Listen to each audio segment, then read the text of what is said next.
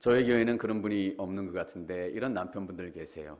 아내가 아무 말도 못하게 꼼짝 못하게 하시는 분들이 계세요. 가만히 있어, 내가 알아서 할게. 내가 알아서 한다고. 당신은 가만히 있어. 이렇게 얘기하시는 분들이 있어요.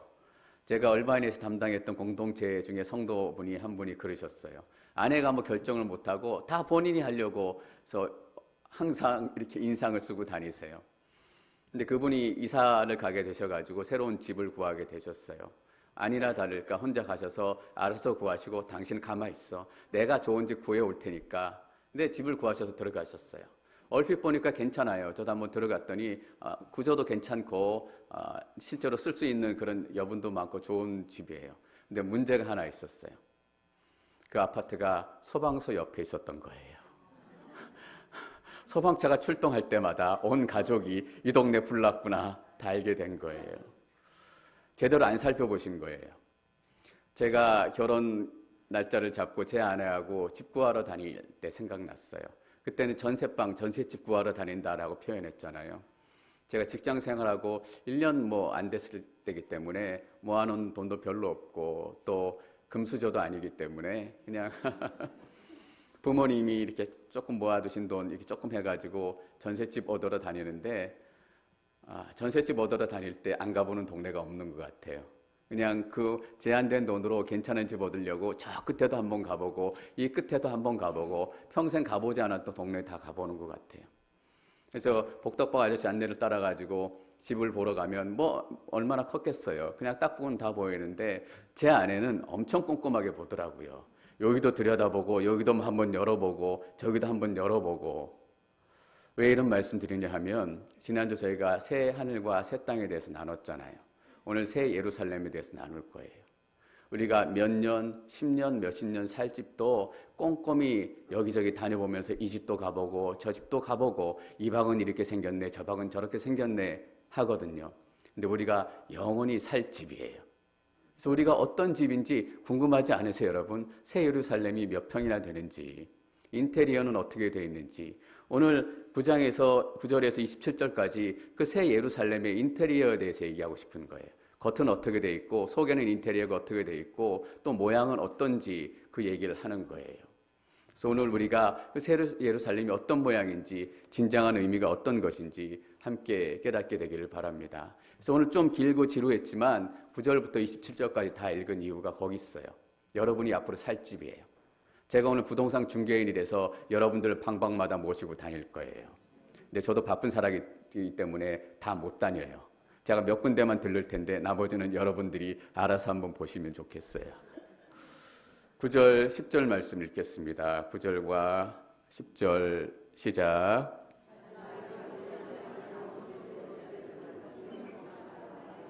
하나가 내게 와서 말했습니다.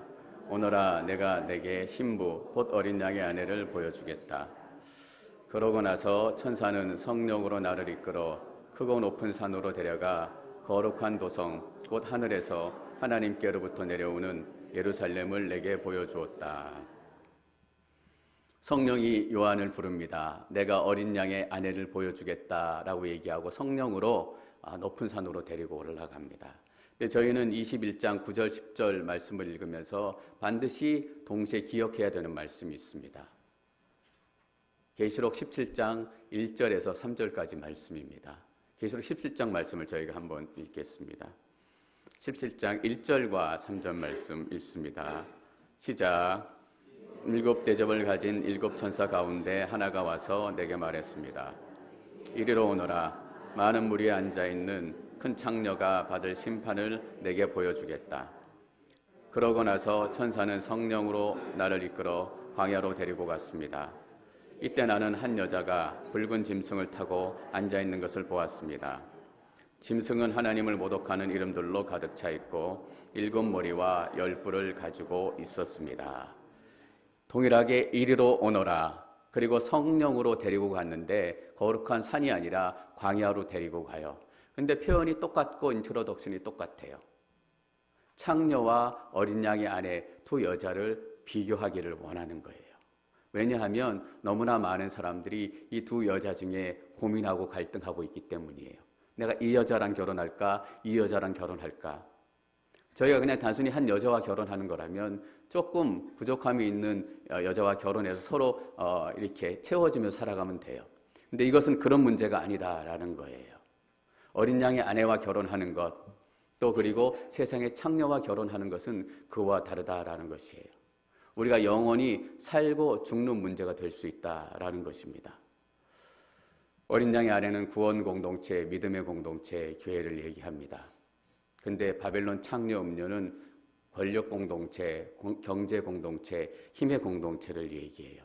우리는 둘 중에 하나를 택해야 되는 거예요. 11절 말씀 계속해서 읽겠습니다. 11절 시작. 이 도성은 크고 영광으로 빛나고 이 빛은 수정처럼 빛나는 벽옥과 같았습니다. 이 도성은 빛이 나요. 이 도성은 새 예루살렘이고 교회를 얘기하고 믿음의 성도를 얘기해요. 여러분, 교회는 세상에서 빛나야 하는 존재입니다. 믿음의 사람은 세상에서 빛나야 하는 존재입니다. 근데 무엇으로 빛나는지 여러분 잘 보십시오. 우리의 능력과 우리의 힘과 우리의 쌓아놓은 것으로 빛나는 것이 아니라 하나님의 영광으로 빛이 난다라는 거예요. 저는 여러분들의 얼굴이 하나님의 영광으로 빛나시기를 축원합니다. 17장 4절 계속 한번 읽어볼까요? 계시록 17장 4절 음녀에 대해서, 바벨론에 대해서 얘기해주고 있습니다. 17장 4절 읽습니다. 시작. 여자는 자주색과 붉은색 옷을 입고 금과 보석과 진주로 꾸미고 있었습니다. 그녀는 손에 가증스러운 것들과 음행에 불결한 것들로 가득 찬 금잔을 가지고 있었고, 이 창녀 바벨론도 치장을 하고 있어요. 붉은색 옷을 입고 금과 보석과 진주로 꾸미고 있어요. 꼭 어린 양이 치장한 거하고 똑같아요. 저희가 25절에 보면 진주로 12문의 마지막 문이 치장이 되어 있어요. 금으로 치장하고 보석으로 치장하고 금으로 치장했어요. 창녀 바벨론도 빛이 난다라는 거예요. 근데 여러분, 이 빛 때문에 우리가 속아요. 이 세상 법칙대로, 이 세상의 경험대로 살아가면 우리가 살 수 있을 것 같아요. 거기도 생명이 있을 것 같아서 이 세상의 방식으로 살아가고 싶은 마음이 드는 거예요. 왜냐하면 창녀 바벨론도 빛이 나고 어린 양도 빛이 나기 때문에 어느 빛인지 헷갈리기 때문이에요. 근데 여러분, 음녀가 내는 빛은 뭐예요? 천박한 빛이에요. 그냥 제대로 된 화장도 아니고 덕지덕지 된 화장에 내가 많이 가지고 있다, 내가 부자다, 내가 당신보다 힘이 세다, 이런 자랑으로 빛나는 빛이에요. 근데 하나님의 사람은 그런 빛 아니에요. 우리도 빛날 때가 있어요. 어떨 때는 너무 빛나가지고 빛 때문에 우리가 뜨끈뜨끈해질 때 있어요. 그러면 그때 옆에 아무도 못 가요. 그냥 괜히 신앙 상담했다가는 핀잔 듣기 쉬워요. 어떻게 하면 좋을지 모르겠어요, 집사님. 그러면 너무 뜨끈뜨끈해서 걱정하지 마세요. 하나님께서 알아서 하실 텐데 뭐 걱정이고 뭐 고민하고 두려움 갖지 말라고 했어요. 하나님 말씀대로 사세요 하고 가르쳐요. 거기까지는 좋아요. 이해할 수 있어요. 근데 일주일 지나면 생판 딴 사람이 돼서 온다는 데 문제가 있어요. 그렇게 빛나고 뜨겁던 사람이 일주일만 지나면 다크서클이 이렇게 내려와갖고 촉지그레해서 오는 거예요. 그리고는 어떻게 살아요? 어떻게 살아가야 될지 모르겠어요. 여러분, 하나님의 영광은 그런 게 아니다라는 것입니다. 하나님의 영광은 우리가 돈을 많이 가지고 있다고 해서 빛나고 돈이 없다고 해서 줄어드는 것이 아니라 우리의 가진 것과 상관없이 하나님께서는 여러분들을 통해서 영광받고 빛내기를 원하시는 거예요. 그 빛을 가진 사람들이 포기하고 자기 것들을 내려놓고 떠나는 거예요. 12절, 13절 말씀 읽겠습니다. 12절과 13절 시작. 이 도성은 크고 높은 성벽과 가지고 있었으며 이 문들에는 12천사가 지키고 있고 그 위에는 12지파의 이름들이 쓰여 있습니다. 문은 동쪽으로 3개, 북쪽으로 3개, 남쪽에 3개, 서쪽에 3개가 있었습니다. 이 도성의 성벽은 12개의 주춧돌 위에 세워져 있는데 각 주춧돌에는 어린 양에게 속한 12사도의 12 이름이 쓰여 있습니다. 뭐라고 기록되어 있습니까? 계속해서 나옵니다. 12대문이 있고 12대문에 12천사가 있고 또 12대문에는 어떤 이름이 기록되어 있냐면 이스라엘의 12지파 이름이 기록되어 있어요. 그리고 12주춧돌이 세워져 있는데 그 12주춧돌에는 12명의 예수님의 사도의 이름이 기록되어 있습니다. 여러분, 뭐가 계속 반복이 되죠? 12이라는 숫자가 반복됩니다. 성경에서 12이라는 10이라는 숫자가 가진 의미가 무엇입니까? 하나님의 백성이에요. 하나님의 구원받은 성도들, 하나님의 구원받은 성도의 공동체, 지금 우리의 표현으로 얘기하면 교회예요. 계시록의 결론 부분 21장, 22장, 신학의 마지막 결론 부분, 그리고 성경 66권의 마지막 결론 부분에 계속해서 10이라는 숫자를 반복하고 있어요. 오늘 저희는 숫자 얘기를 할 거예요. 사도 요한이 숫자들 통해서 우리에게 어떤 메시지를 주기를 원했던가? 우리가 믿음의 공동체를 이루어 가기를 원하는 거예요. 여러분, 앵커리지 온누리교회는 불안한 교회고 불완전한 교회예요. 많은 다툼이 있고 많은 어려움이 있고 많은 실수가 있어요. 어떤 분들이 이렇게 물어요. 교회들 왜 그런지 모르겠어. 저도 왜 그러는지 모르겠어요. 우리가 완전하지 않기 때문이에요. 우리가 아직 죄의 옛날의 습성을 다 벗지 못했기 때문이에요. 그러나 분명한 것은 뭐냐면 하나님께서 이 불완전한 앵커리지 온누리 교회를 통해서 10이라고 표현된 완전한 하나님의 공동체, 완전한 하나님의 교회를 이루어 가시기를 원하신다라는 거예요, 여러분. 지금은 연약하고 부족하지만 이 교회를 통해서 이루실 하나님의 꿈을 하나님께서 포기하지 않는다라는 거예요. 그래서 21장, 22장에 보면 새 예루살렘에 없는 것들에 대해서 얘기해요. 이 없는 것들의 진짜 의미는 뭐냐면 하나님의 백성이 되는데 방해되는 거예요. 하나님의 임재를 경험하는데 방해되는 거예요. 지난주 말씀 나눴잖아요. 죽음도 없어요. 우리가 죽을까 봐 두려워서 예수님 잘 못 믿어요. 특별히 사도 요한이 계시록을 썼던 이 시대의 교회들은 마찬가지예요. 핍박받을까 봐 죽을까 봐 두려워서 예수님을 잘 믿지 못한 거예요. 죽음도 없는 거예요. 너희가 죽을까 봐 두려워서 예수님 믿지 못하는 그런 때가 아니다라고 얘기해요. 슬픔도 우는 것도 아픈 것도. 신세 한탄하느라고 예수님 못 믿잖아요. 하나님 살아계시면 나만 왜 이렇게 지글지글 이렇게 살아갑니까? 나를 사랑하세요? 이런 신세 한탄 때문에 우리가 예수님 앞에 못 나가잖아요. 그런 게 없다라는 거예요. 그리고 오늘 25절에 보면 밤이 없다라고 얘기해요. 밤이 없어요. 거기는 어떤 의미입니까? 니고데모가 예수님 찾아가는데 밤에 찾아갔습니다. 낮에 찾아가면 창피하니까. 내가 그래도 이스라엘의 최고의 종교학자인데 예수님한테 구원에 대해서 물어보러 간다는 게 자존심이 상한 거예요. 그래서 긴가민가 이렇게 하다가 밤에 조용히 찾아갔어요. 나의 경험, 나의 두려움, 나의 체면, 이런 것들이 예수님을 만나는 게 방해하는 거예요. 밤이 없대요. 우리는 밤에 예수님 찾아가지 않게 되는 거예요. 자신 있게 예수님의 나의 소망이고 생명이다라고 당당하게 찾아가게 되는 것, 하나님의 임재를 방해하는 모든 걱정과 근심과 염려들조차 다 없어지는 것이 12의 숫자의 의미입니다. 완전한 교회, 완전한 공동체, 완전한 구원받은 백성입니다. 15절 말씀 계속 읽습니다. 15절 시작. 내게 말하던 천사는 그 도성과 도성의 문들과 성벽을 측량하려고 금갈대를 가지고 있었습니다. 측량이라는 말이 나옵니다. 하나님의 측량은 하나님의 보호와 하나님께서 지키시는 안전을 의미합니다.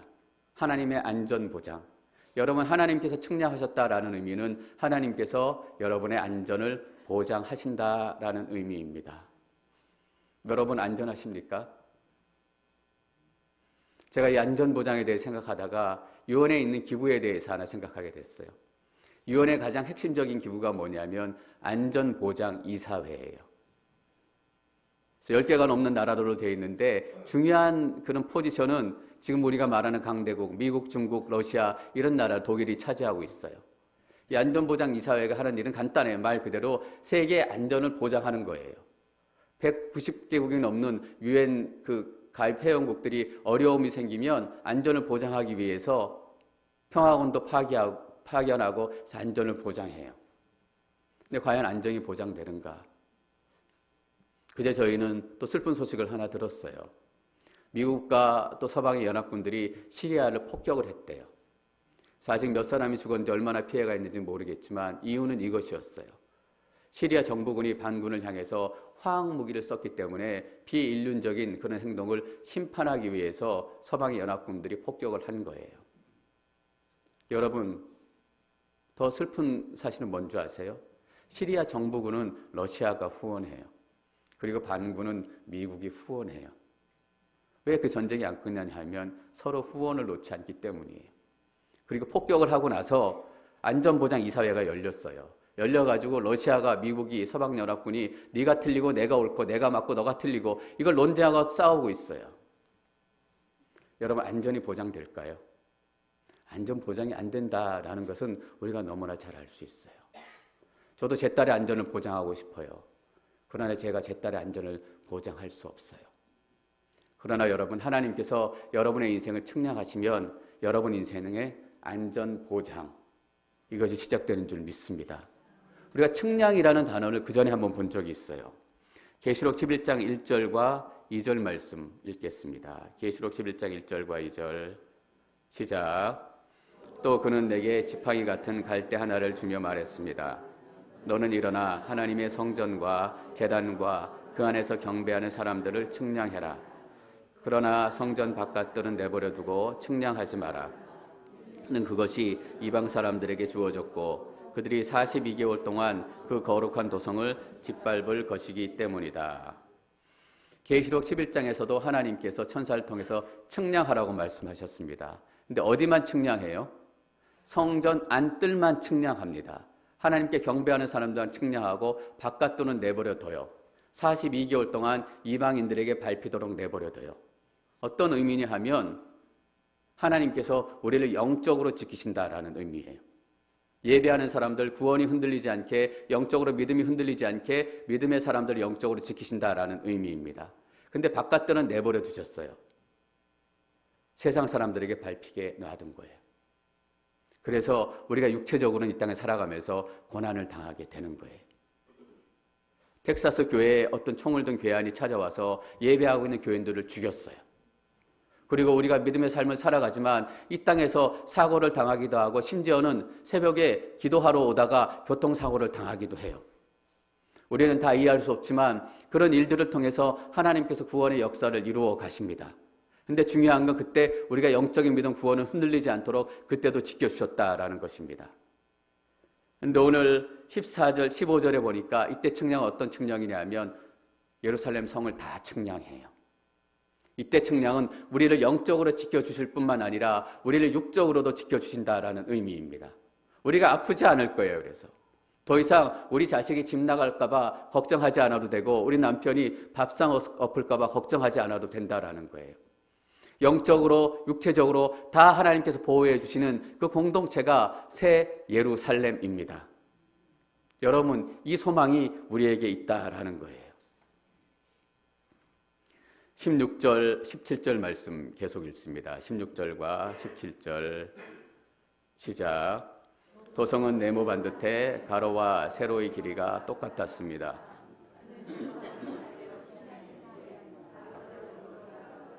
12,000 스타디온입니다. 또 천사가 도성의 성벽을 측량하니 사람의 치수로 144 규빗이었는데 이는 천사의 치수이기도 했습니다. 내가 이사갈 집이 1층 집인가 삼각형인가 네모난가 그걸 얘기하고 있습니다. 어려운 숫자도 나오고 어려운 표현도 나오는데 여러분들이 두 가지를 꼭 기억하셨으면 좋겠습니다. 첫 번째는 새 예루살렘의 모양이에요. 모양이 어떤 모양이냐 하면 네모 반듯하고 가로와 세로와 길이가 다 똑같아요. 여러분 어떤 모양이에요? 정사각형 박스 모양이에요. 이 박스 모양인 거예요. 새 예루살렘이.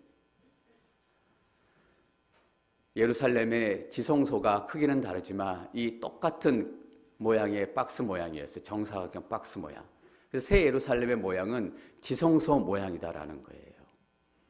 여러분, 지성소는 어떤 의미예요? 하나님의 임재를 가장 깊이 경험할 수 있는 곳이 지성소입니다.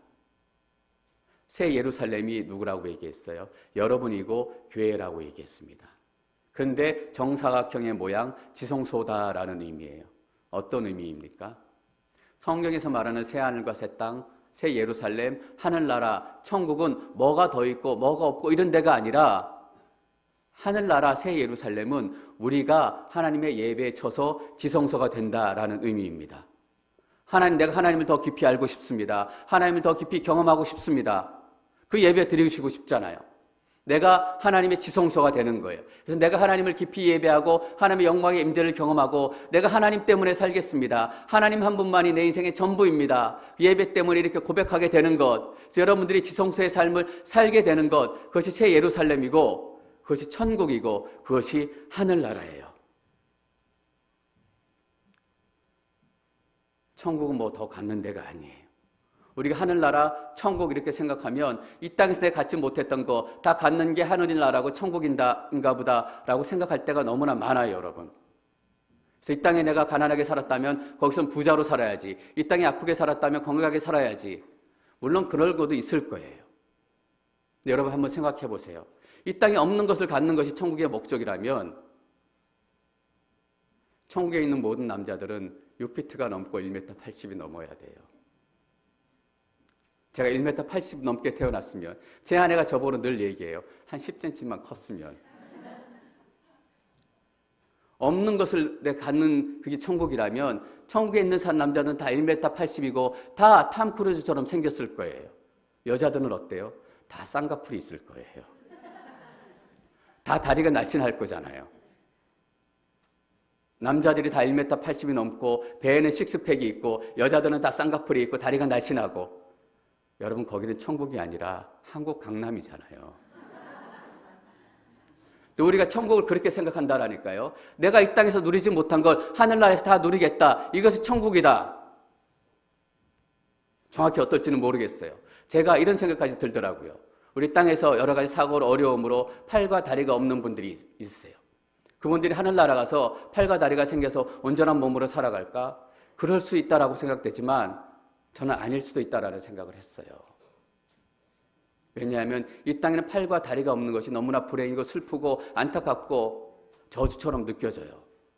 그런데 하늘나라는 어떤 곳이냐면 내가 지성소가 돼서 하나님을 만나는 것이 가장 기쁘고 하나님 내가 예배하는 것이 이 세상에 가장 큰 기쁨이다 라고 예배하는 곳이기 때문에 팔 하나 다리 하나 없는 것이 문제가 되지 않는 곳이에요. 아세요 여러분? 내가 다리 하나 팔 하나 없어도 내가 하나님을 예배하는 것이 너무나 기쁘기 때문에 그게 눈에 들어오지 않는 거예요. 내가 조금 없는 것이 눈에 들어오지 않는 거예요. 왜냐하면 하나님을 예배하는 것이 너무나 즐겁고 행복하기 때문에. 여러분 그래야 천국이 아닌가요? 없었던 팔이 쑥 생기고 없었던 다리가 생기고 키가 갑자기 커지고 천국에 사는 사람들은 다 똑같은 사람들이에요. 그게 아니라 때로는 내가 말이 오느라고 지혜롭지 못하고 때로는 내가 팔과 다리가 약할지라도 하나님을 예배하는 것이 너무나 기쁘기 때문에 그 문제가 되지 않아요. 여러분 이게 천국이에요. 저도 천국의 모습, 하늘나라의 모습을 엉뚱하게 생각해 왔어요. 내가 이 땅에 품었던 한을 천국에서 풀어야지. 내가 하늘나라 가서 김집사보다 잘 살아야지. 천국은 그게 아니라 하나님 내 안에 임하시고 충만하게 임하셔서 내가 다른 거 필요 없습니다. 내가 하나님을 예배하는 이것만으로 족합니다. 여러분 근데 더 놀라운 일이 뭔지 아세요? 그걸 우리가 지금 여기서 누릴 수 있다는 거잖아요. 멀리 가지 않아요. 새 예루살렘이 하늘에서 땅으로 내려와요. 계시록에 우리가 어디 간다라고 얘기하지 않아요. 하나님이 우리에게 내려오세요. 예수님께서 하나님의 나라가 이미 너희 가운데 임했다라고 말씀하십니다. 바벨론 같은 세상, 어두운 세상, 죄가 관영한 세상 가운데서 분명히 어떤 사람들은 지성소의 예배를 드리고 있는 거예요. 하나님 내가 지금 배고프고 아픈 일이 있지만 하나님을 예배하는 것이 너무나 행복하고 너무나 아름답고 내 삶의 능력입니다. 내 삶 돌아보면 한심하기 그지없고 내가 왜 이렇게 사나? 말주변머리가 왜 이렇게 없나? 남들처럼 말 좀 잘했으면 좋겠다. 그게 아니라 하나님 저 말 못해도 좋아요. 주변머리 없어도 좋아요. 하나님을 예배하는 것이 너무 좋아요. 여러분 선교가 뭐예요? 이걸 전하는 거예요. 선교는 예배잖아요. 그 땅 가운데 가서 하나님을 예배하는 것이 우리가 더 가지고 더 배부르고 더 키가 큰 것보다 훨씬 좋습니다. 내 삶을 보십시오. 내 안에 천국이 시작됐고 하나님의 나라가 시작됐습니다. 이것이 선교입니다. 새 예루살렘은 지성소의 모습, 어떤 모양인가 여러분들이 기억해 주셨으면 좋겠습니다. 그리고 새 예루살렘의 수치를 여러분들이 기억해 주셨으면 좋겠어요. 17절 말씀을 다시 한번 읽겠습니다. 17절 시작.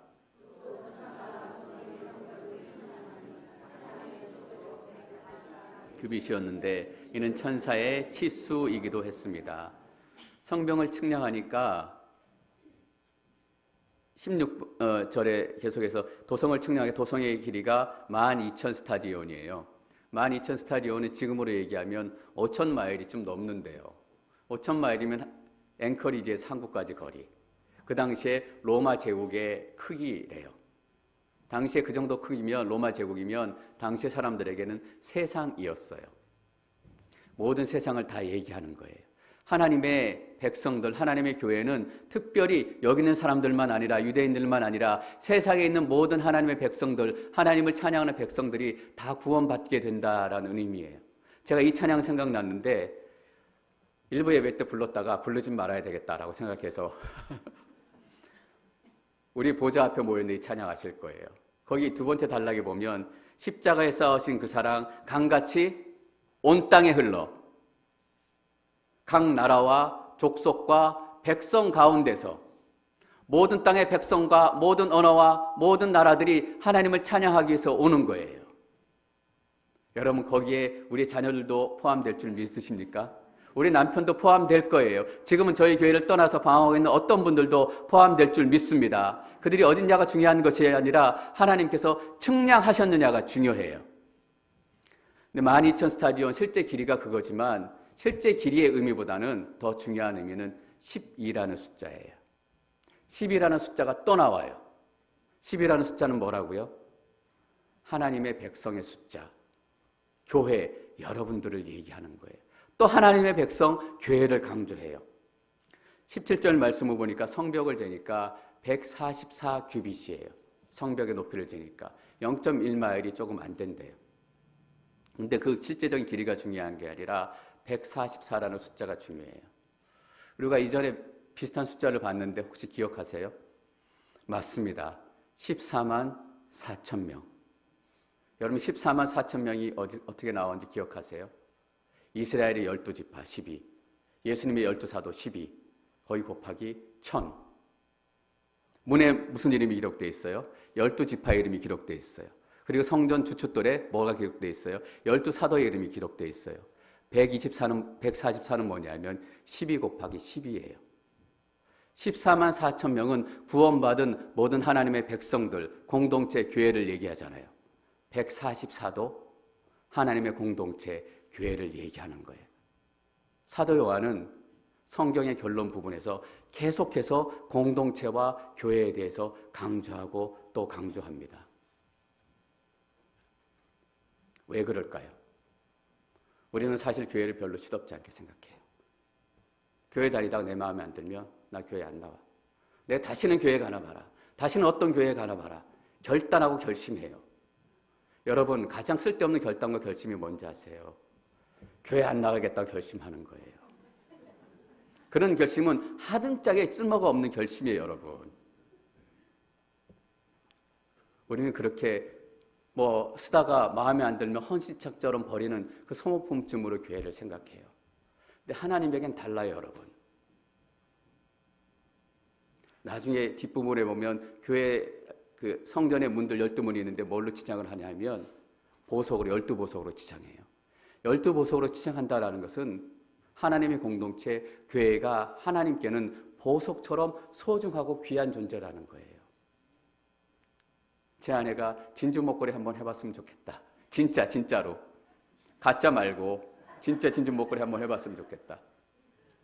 근데 그 진주로 성전문을 치장했어요. 에메랄드로 성전문을 치장했어요. 하나님께는 여러분이 보석처럼 귀한 존재다라는 거예요, 여러분. 여러분 인생 함부로 다루지 마세요. 어린 양의 아내를 보여주겠대요. 어린 양의 아내처럼 소중하고 애틋한 존재다라는 거예요. 우리 남편들을 좀 반성했으면 좋겠습니다. 아내를 애틋하고 소중하게 생각하지 않고 막대하고 멸시하니까 하나님께서 교회를 아내처럼 사랑하는 게 어떻게 사랑하는지 실감이 나지 않는 거예요. 대충 대하고 멸시하고 조롱하나 보다 이런 느낌으로 갖는 거예요. 남편이 아내를 사랑하라. 예수님이 교회를 사랑하는 것처럼 그 말의 의미를 몰라요. 사도 바울이 그렇게 얘기하고 이것이 교회의 큰 비밀이다라고 얘기해요. 남편이 아내를 그렇게 사랑하지 않으면 예수님께서 교회를 사랑하는 그 교회의 비밀을 알지 못한다라는 거예요. 그래도 여자분들은 보석이 귀한 줄은 아세요. 그래서 보석이 귀한 줄 아니까 남자들보다 믿음이 좋으신가 봐요. 하나님께서는 그래서 포기할 수 없다라는 거예요. 우리는 헌신창처럼 이 교회 저에게 버릴지라도 하나님께서는 그 교회를 버릴 수 없다라는 거예요. 이 부족한 교회를 통해서 12사도 12지파 12도 이루어진 완전한 하나님의 나라 새 예루살렘 하나님의 공동체를 이루시겠다라는 꿈을 계속 하시기 때문입니다. 여러분, 사도 바울이 고린도 교회에 편지를 눈물로 몇 통을 썼어요. 원로 목사파, 또 담임 목사파, 이파 저파 나누고 방언파, 예언파, 그리고 대들기도 하고 버려야 되잖아요. 사도 바울은 이 교회를 향한 하나님의 꿈을 알았던 사람이에요. 보석과 같고 아내와 같은 이 교회, 하나님이 그렇게 사랑하시는 교회를 내가 어떻게 버릴 수 있느냐. 그래서 어려움이 많았지만 포기하지 않고 더 관심을 가졌어요, 여러분. 고린도전서, 고린도후서 2통만 썼어요. 그 사이에 눈물의 편지라고 불리는 편지가 있었대요. 학자들은 한 통의 편지를 더 썼을 거래요. 제일 문제가 많았던 교회인데 제일 편지를 많이 썼어요. 여러분, 사랑하는 사람에게 편지를 써요. 사랑하지 않는 사람에게는 그냥 나중에 봅시다. 카톡 하나 보내고 마는 거예요. 딴 교회는 1번, 2번 방문했어요. 근데 고린도는 3번, 4번 방문했다라는 거예요. 왜냐하면 포기할 수 없기 때문에. 여러분, 다 포기해도 교회 포기하지 않기를 축원합니다. 저 앵커리지 온누리교회 포기하지 않아요. 여러분, 포기하지 마십시오.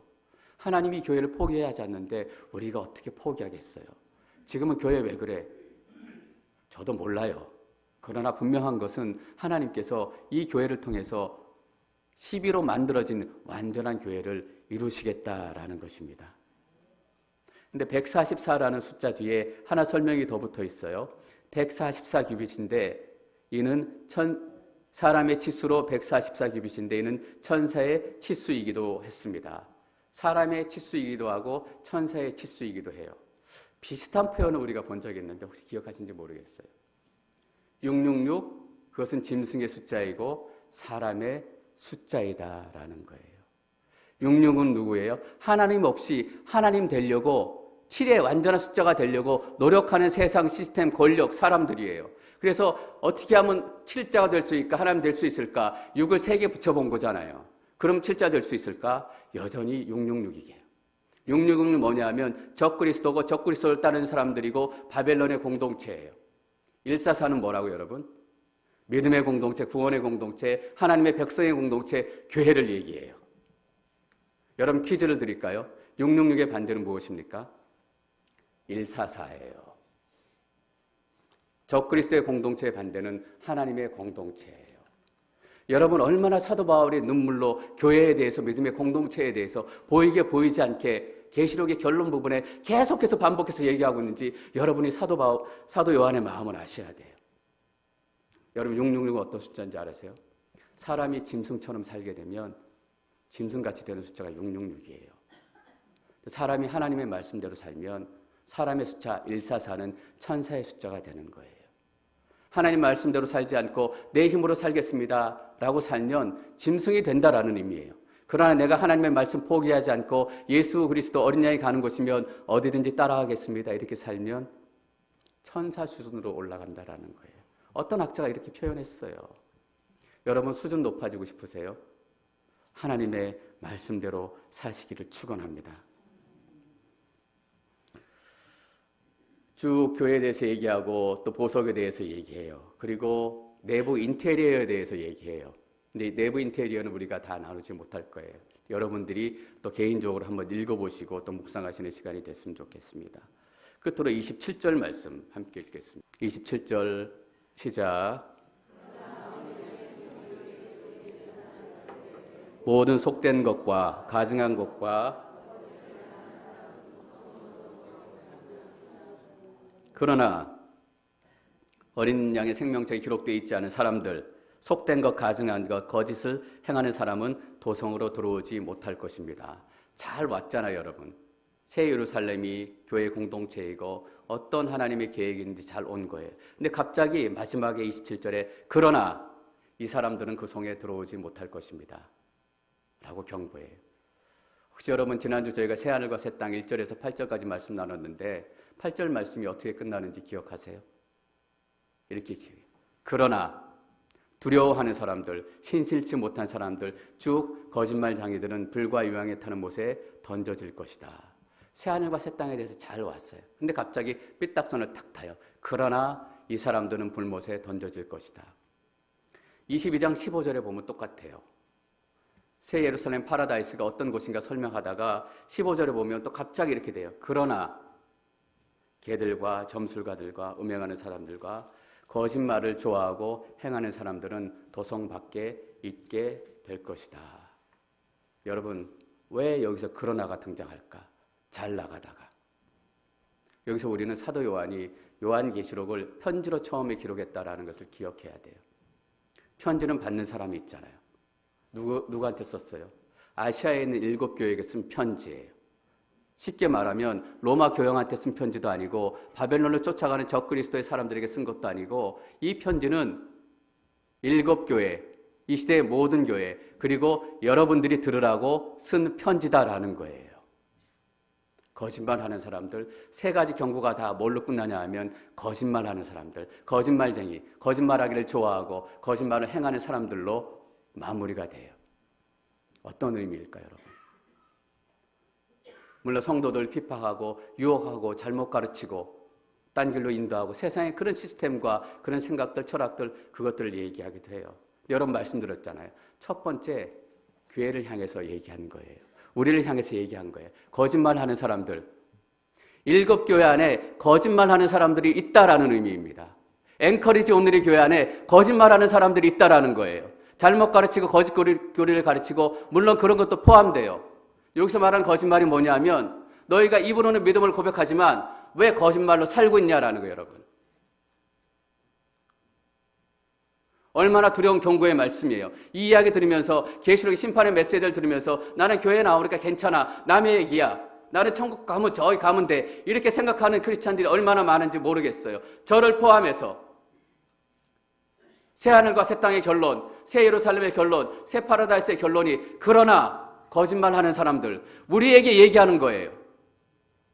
십자가 얘기하면 심각한 표정으로 눈을 감고 들어요. 고개를 끄덕끄덕거리면서. 그러나 삶은 십자가의 심각함으로 살지 않는다라는 거예요. 내가 살고 싶은 대로 살고 찬양하고 의뢰받으면서 눈물을 흘려요. 그러나 삶은 은혜의 삶을 살지 않는다라는 거예요. 왜 말하는 거하고 행동하고 다르냐? 이 거짓말이에요. 우리를 향한 경고예요, 여러분. 박재영 목사, 정말 네가 진짜로 살고 있냐? 여러분들, 진짜 여러분들 살고 있어요. 얼마나 두려운 말이에요. 교회 다니고 있다고, 손 들고 찬양하고 있다고, 내가 예수 믿는 사람이에요, 조금 떠든다고, 이게 아니다라는 거예요.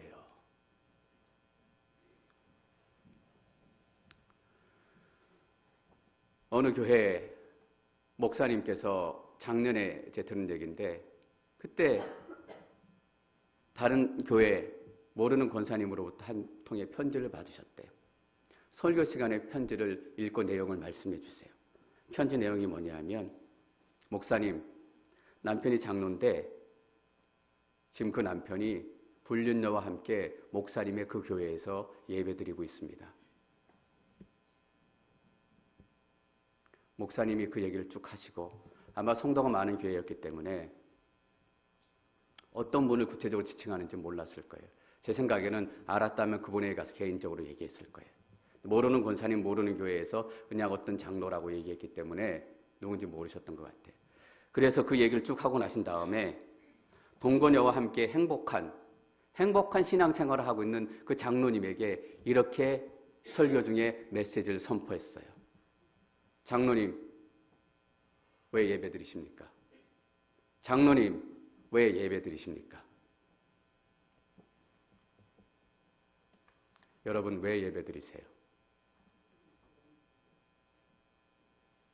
이게 27절에서 사도 요한이 하고 싶은 얘기예요. 너희들이 왜 예배드리냐? 그 목사님의 얘기를 듣고 제가 두 가지 소망 갖게 됐어요. 첫 번째 소망은 뭐냐면 나도 좀 마음의 강단을 키워가지고 이 목사님처럼 죄는 죄다 라고 얘기할 수 있는 목사가 될 수 있으면 좋겠다. 맞아요, 여러분. 목사가 그거 하는 거예요. 이 땅을 향해서 하나님이 원하시지 않는 것, 그것은 죄된 모습입니다. 그것은 하나님께서 심판받는 모습이고 거짓을 사랑하는 모습입니다 라고 얘기해 주는 것이 목사가 하는 일이에요. 나도 그런 목사가 됐으면 좋겠다. 두 번째 소망이 있었어요. 나는 앵커리지 온누리교회를 담임하면서 이런 편지 안 받았으면 좋겠다. 여러분 아세요? 제가 종종 이런 편지 받는 거. 물론 편지 형태로 받진 않아요. 이 얘기도 듣고 저 얘기도 들어요. 교회가 왜 그래? 이 정도 수준이 아니라 왜 예배 드리십니까? 왜 장로님, 권사님, 집사님, 성도님, 또 박재영 목사 저도 마찬가지예요. 왜 예배 드리십니까?